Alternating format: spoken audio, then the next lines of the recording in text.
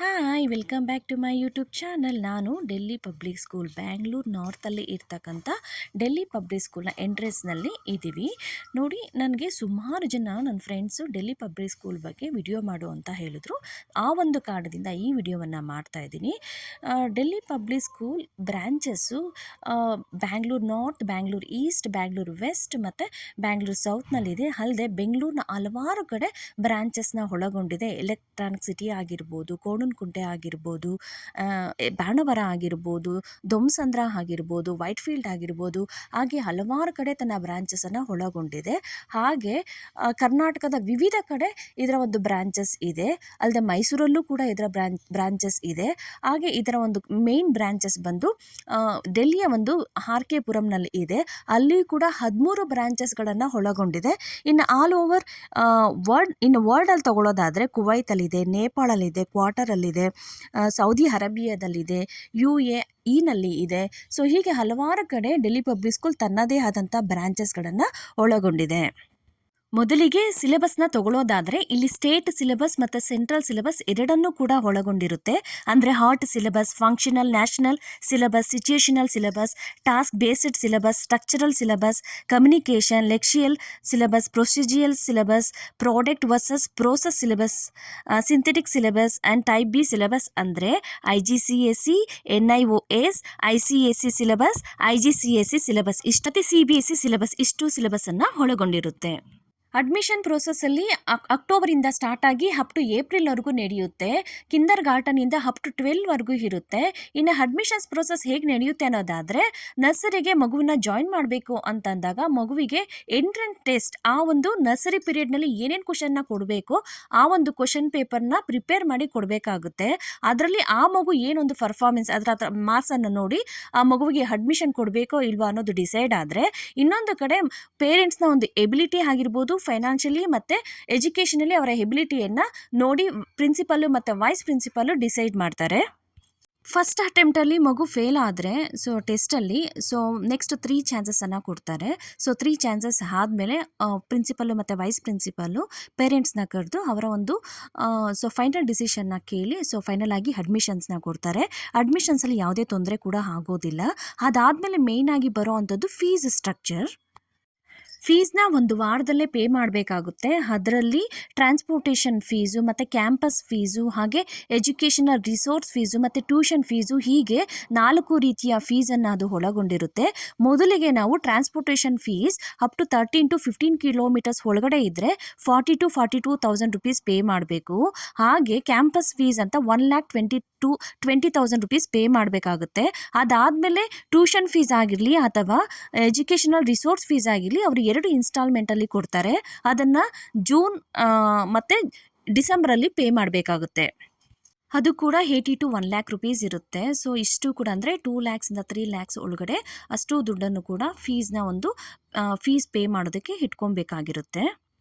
ಪ್ರತಿಯೊಂದು ಡೆಲ್ಲಿ ಪಬ್ಲಿಕ್ ಸ್ಕೂಲಲ್ಲಿ 30 to 40 ಎಕರೆಸ್ ಕ್ಯಾಂಪಸನ್ನು ನೋಡ್ಬೋದು. ಇಲ್ಲಿ ಸ್ಪೋರ್ಟ್ಸ್ ಏರಿಯಾ ದೊಡ್ಡದಾಗಿರುತ್ತೆ, ಅಲ್ಲದೆ ಆಡಿಟೋರಿಯಂ ಕೂಡ ದೊಡ್ಡದಾಗಿರುತ್ತೆ. ಇಲ್ಲಿ ಯಾವುದೇ ರೀತಿಯ ಸ್ಕೂಲ್ ಡೇಯನ್ನು ಮಾಡೋದಿಲ್ಲ. ಕಲ್ಚರ್ ಆ್ಯಕ್ಟಿವಿಟೀಸು ಅಥವಾ ಸ್ಪೋರ್ಟ್ಸ್ ಡೇ ಅಂತ ಮಾಡ್ತಾರೆ. ವೆಕೇಷನಲ್ಲಿ ಮಾಡ್ತಕ್ಕಂಥ ಕಲ್ಚರ್ ಆ್ಯಕ್ಟಿವಿಟೀಸ್ನ ದೊಡ್ಡ ಸ್ಟೇಡಿಯಮಲ್ಲಿ ಅಥವಾ ಚಿಕ್ಕ ಚಿಕ್ಕ ಸ್ಟೇಜ್ಗಳನ್ನು ಮಾಡೋ ಅಂಥದ್ದು. ಮತ್ತು ಇಲ್ಲಿ ಸೆಕ್ಷನ್ಗಳನ್ನು ನೋಡೋದಾದರೆ ನೋಡಿ, ಫಸ್ಟ್ ಸ್ಟ್ಯಾಂಡರ್ಡ್ಗೆ ತೊಗೊಂಡ್ರೆ ನಾವು ಫಸ್ಟ್ ಸ್ಟ್ಯಾಂಡಲ್ಲಿ ಸೆಕ್ಷನ್ ಸೆಕ್ಷನ್ ಅನ್ನೋದು A ಇಂದ ಅಪ್ ಟು U ವರೆಗೂ ಇರುತ್ತೆ. ಅಂದರೆ 23 ಸೆಕ್ಷನ್ಗಳನ್ನು ಒಳಗೊಂಡಿರುತ್ತೆ. ಹಾಗೆ ಒಂದೊಂದು ಸೆಕ್ಷನಲ್ಲಿ 40 ಸ್ಟೂಡೆಂಟ್ಗಳು ಇರ್ತಾರೆ. ಇನ್ಫಾರ್ಮರಿ ಇರುತ್ತೆ. ಅಂದರೆ ಮೆಡಿಕಲಿ ಏನಾದರೂ ಪ್ರಾಬ್ಲಮ್ ಆದಾಗ ಮಕ್ಕಳಿಗೆ ಟ್ರೀಟನ್ನು ಮಾಡೋ ಅಂಥದ್ದು ಅಥವಾ ಮಕ್ಕಳನ್ನ ಅಲ್ಲಿ ಟ್ರೀಟ್ ಮಾಡೋ ಅಂಥ ವ್ಯವಸ್ಥೆ ಕೂಡ ಇರುತ್ತೆ. ಅಲ್ಲದೆ ಟ್ರಾನ್ಸ್ಪೋರ್ಟೇಷನ್ಗೆ ತಗೊಳ್ಳೋದಾದರೆ ಪ್ರೈವೇಟ್ ಬಸ್ಗಳನ್ನು ಕೂಡ ಪ್ರೊವೈಡ್ ಮಾಡಿರ್ತಾರೆ. ಹಾಗೆ ಸ್ಕೂಲ್ನಿಂದ ದೊಡ್ಡ ದೊಡ್ಡ ಬಸ್ಗಳನ್ನು ಕೂಡ ಪ್ರೊವೈಡ್ ಮಾಡ್ತಾರೆ. ಹಾಗೆ ನಾವು ಡೆಲ್ಲಿ ಪಬ್ಲಿಕ್ ಸ್ಕೂಲ್ಗೆ ಹೋದಾಗ ಬಸ್ಗಳಿಗೆ ಸಪ್ರೇಟ್ ಪ್ಲ್ಯಾಟ್ಫಾರ್ಮ್ಗಳನ್ನು ನೋಡ್ಬೋದು. ಹೇಗೆ ಮೆಜೆಸ್ಟಿಕಲ್ನ ಪ್ಲ್ಯಾಟ್ಫಾರ್ಮ್ಗಳನ್ನ ನೋಡ್ತೀವೋ ಹಾಗೆ DPSಲ್ಲೂ ಕೂಡ ಪ್ರತಿಯೊಂದು ಬಸ್ಗೂ ಕೂಡ ಒಂದು ಪ್ಲ್ಯಾಟ್ಫಾರ್ಮ್ ಇರುತ್ತೆ. ಹಾಗೆ 1ರಿಂದ 50ವರೆಗೂ ಪ್ಲ್ಯಾಟ್ಫಾರ್ಮ್ಗಳನ್ನು ನೋಡ್ಬೋದು.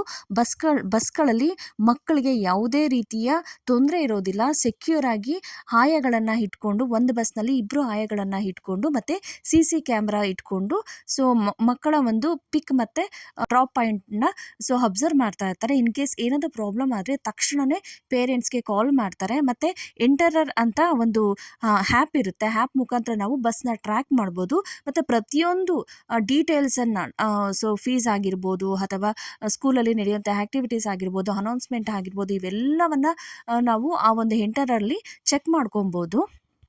ಮಕ್ಕಳ ಯೂನಿಫಾರ್ಮು ಮತ್ತು ಬುಕ್ಸನ್ನು ಆನ್ಲೈನಲ್ಲಿ ನಾವು ಆರ್ಡ್ರ್ ಮಾಡಬೇಕಾಗುತ್ತೆ. ಅದಾದಮೇಲೆ ಅವರು ಒಂದು ಟೈಮ್ನ ಒಂದು ಶೆಡ್ಯೂಲ್ ಅಥವಾ ಸ್ಲಾಟನ್ನು ಕೊಡ್ತಾರೆ. ಆ ಟೈಮಲ್ಲಿ ಹೋಗಿ ನಾವು ಕಲೆಕ್ಟ್ ಮಾಡ್ಕೊಬೇಕಾಗುತ್ತೆ. ಇಷ್ಟು ಕೂಡ DPSಗೆ ಸಂಬಂಧಪಟ್ಟ ಹಾಗೆ ಡೀಟೇಲ್ಸು. ಸೊ ಕೆಲವು ಪೇರೆಂಟ್ಸು DPSನಲ್ಲಿ ಜಾಸ್ತಿ ಫೀಸ್ ಇರುತ್ತೆ, ಸೊ ಅಡ್ಮಿಷನ್ ಮಾಡೋಕ್ಕಾಗಲ್ಲ ಅಂತ ಹೆದರ್ಕೊಳ್ತಾರೆ. ನೋಡಿ, ಬೇರೆ ಸ್ಕೂಲ್ಗೆ ಕಂಪೇರ್ ಮಾಡೋದಾದರೆ ಬೇರೆ ಸ್ಕೂಲ್ಗಳಲ್ಲಿ ಟ್ರಾನ್ಸ್ಪೋರ್ಟೇಷನ್ ಫೀಸ್ ಅನ್ನೋದು ಕಡಿಮೆ ಇರುತ್ತೇನೋ, ಆದರೆ ಇಲ್ಲಿ ಟ್ರಾನ್ಸ್ಪೋರ್ಟೇಷನ್ ಫೀಸ್ ಸ್ವಲ್ಪ ಜಾಸ್ತಿ ಅಂತಲೇ ಹೇಳ್ಬೋದು. ಡಿಪೆಂಡ್ಸ್ ಏನು ಅಂತಂದರೆ 13 to 15 ಕಿಲೋಮೀಟರ್ಸು ಡಿಸ್ಟೆನ್ಸಲ್ಲಿ ಇರೋದ್ರಿಂದ ಫೀಸ್ನ ಸ್ಟ್ರಕ್ಚರ್ ಈ ರೀತಿ ಇರುತ್ತೆ. ಸೊ ಅದನ್ನು ಬಿಟ್ಟರೆ ಇನ್ನು ಸ್ಕೂಲ್ನ ಫೀಸ್ ಏನಿದೆ ಸೊ 80 to 1 lakh rupees ಇರುತ್ತೆ. 2 ಇನ್ಸ್ಟಾಲ್ಮೆಂಟ್ ಕೊಡೋದ್ರಿಂದ ಯಾವುದೇ ತೊಂದರೆನೂ ಕೂಡ ಆಗೋದಿಲ್ಲ ಅನ್ಕೊತೀನಿ.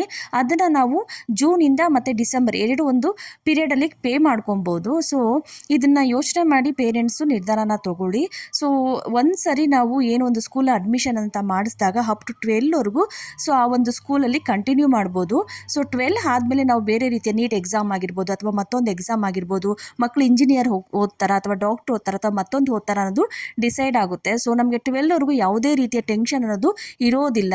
ಸೊ ಒಳ್ಳೆ ಸೆಕ್ಯೂರಿಟಿ ಅಥವಾ ಒಳ್ಳೆ ಒಂದು ಭದ್ರತೆ ಅಂತಲೇ ಹೇಳ್ಬೋದು. ಇದು ಯಾವುದೇ ರೀತಿಯ ಒಂದು ಪ್ರಮೋಷನ್ ವಿಡಿಯೋ ಅಲ್ಲ. ನನ್ನ ತುಂಬ ಜನ ಫ್ರೆಂಡ್ಸು DPS ಬಗ್ಗೆ ವಿಡಿಯೋ ಮಾಡು ಅಂತ ಹೇಳಿದರು. ಆ ಒಂದು ಕಾರಣದಿಂದ ನಾನು ಈ ಒಂದು ವಿಡಿಯೋವನ್ನು ಮಾಡಿ ಅಪ್ಲೋಡ್ ಮಾಡ್ತಾ ಇದ್ದೀನಿ. ಇದರಲ್ಲಿರ್ತಕ್ಕಂಥ ಮಾಹಿತಿ ನಿಮಗೆಲ್ಲ ಯೂಸ್ಫುಲ್ ಆಗುತ್ತೆ ಅಂತ ಅಂದ್ಕೊಂಡು ಈ ಒಂದು ವಿಡಿಯೋವನ್ನು ಮುಗಿಸ್ತಾ ಇದ್ದೀನಿ. Thank you for watching.